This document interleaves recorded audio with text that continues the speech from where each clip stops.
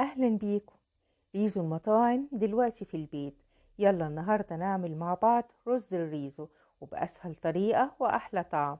ويلا على الفيديو علشان نشوف وصفتنا، بس في الأول ما تنسوش تشتركوا في القناة وتفعلوا الجرس على علامة الكل عشان يوصل لكم كل الفيديوهات الجديدة.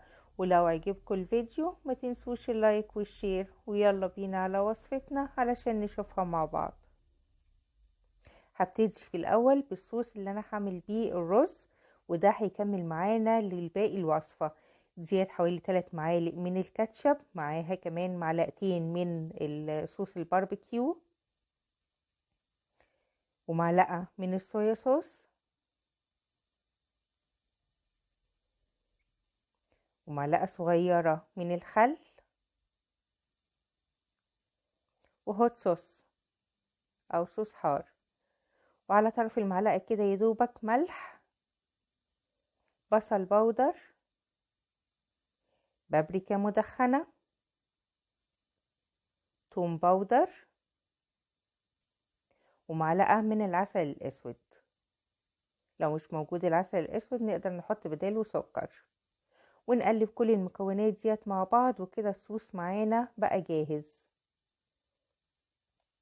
معايا كمان صدور فراخ مقطعة مكعبات صغيرة بالشكل ده، وبصل مقطع برضو مكعبات. هنبتدي الوصفة ونحط زيت على النار، وناخد البصل.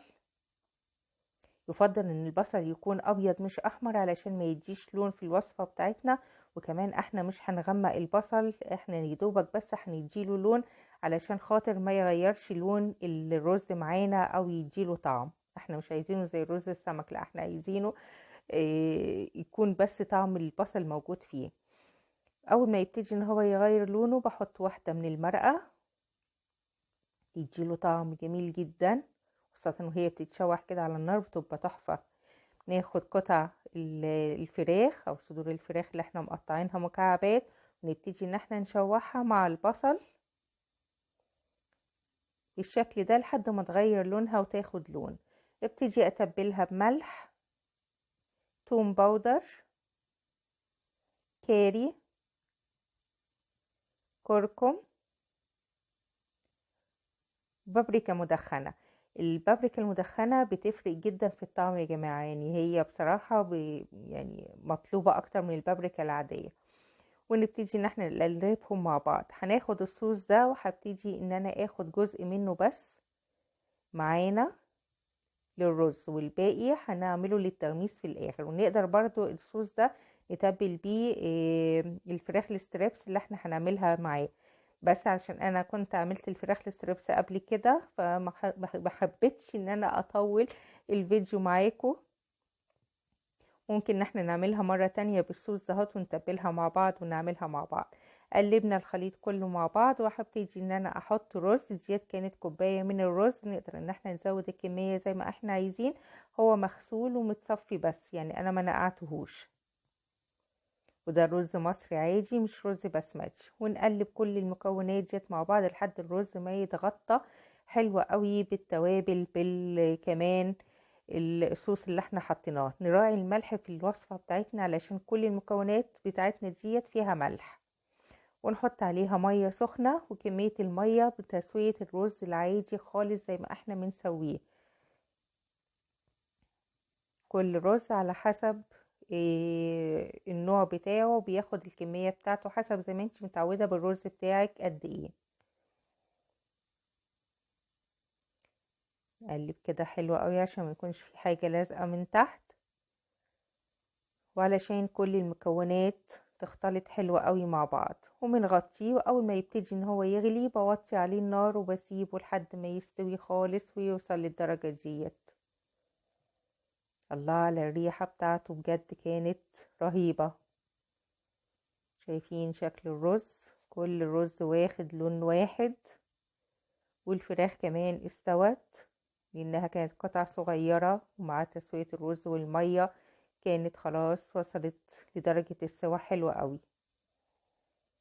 كده بقى جاهز وتمام. هنطفي عليه النار ونرفعه للتقديم.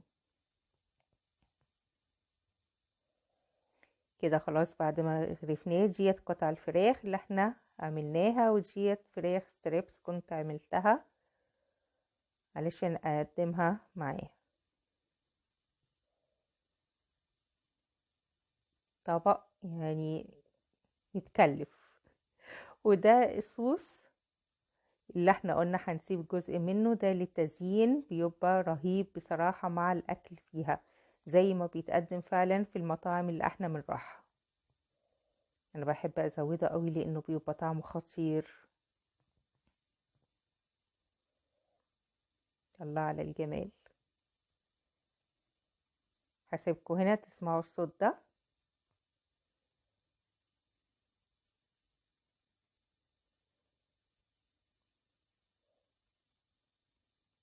شايفين لونها؟ كانت سخنة جدا جدا جدا لدرجة ان انا ما قدرتش امسكها او اقطعها. سبتها تبرد شوية وهسيبكم تسمعوا صوت القرمشة.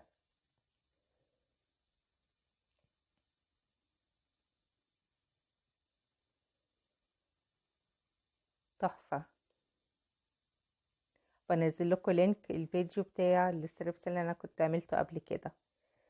وايدي كمان الرز مع قطع الستريبس مع قطع صدور الفراخ. هو الطبق ده لوحده كده كفاية، حتى لو محطناش ستريبس عليه، هو الطبق ده لوحده كده يكفي انه هو يتاكل لوحده اكلة روعة.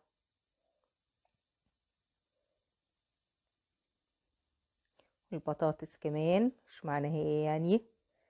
واجي الصوص اللي احنا عملناه يتاكل مع كل حاجة، سواء مع الفراخ سواء مع البطاطس او الرز، يعني صوص تحفة. لا على الجمال. الطبق ده يسوي كام بره؟ عملناه في البيت بأبسط طريقة وأسهل وأنضف، والحاجة قدامنا ضامنينها وأوفر. يعني حاجات كتيرة كلها تتقال مع بعضيها. وجبة اتعملت يعني في الوقت الحالي تكلفنا بمبلغ وقدره. أتمنى إن الفيديو يكون عجبكم، ولو عجبكم الفيديو ما تنسونيش في اللايك والشير.